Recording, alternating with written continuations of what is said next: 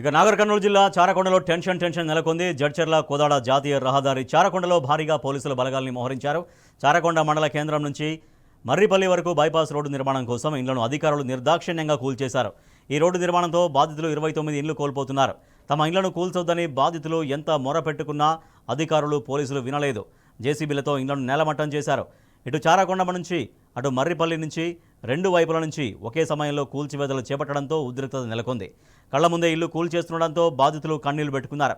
రేవంత్ సర్కార్ తీరుపై మండిపడ్డారు. తమ ఆవేదనను ఏమాత్రం పట్టించుకోకుండా ఇంత జులుమేంటని ఆగ్రహం వ్యక్తం చేశారు.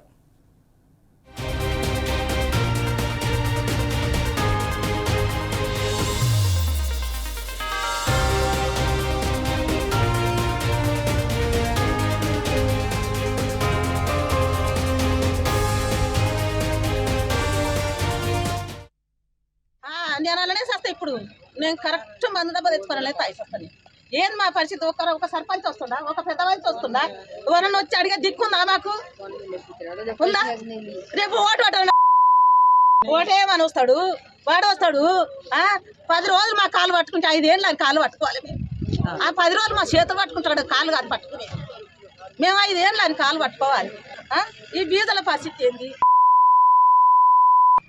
అలా పెళ్ళాలు వాళ్ళు వాని ముంచి ఈయన ముంచి సర్పంచులు వాళ్ళే, ఎమ్మెల్యేలు వాళ్ళే, ఆ ఎంటీలు వాళ్ళే, ఆని ముంచి ఈయన ముంచి వాళ్ళు బతారు. మాకు ఓటేస్తే ఒక కోట సీసీ ఇస్తాం. మేము దాయితుంది ఆ సీసాలు పాడు గాను, వాళ్ళ కొంపలు నాయడం గాను, వాళ్ళ కడుపులు కాల.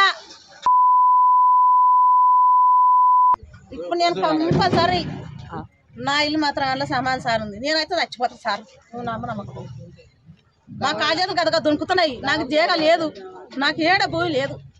మరి మేము ఇల్లు వేసేస్తాం. ఇప్పుడు ఇంతమంది తెచ్చుకున్నాము, మంది వేసుకొని వస్తాం. మేము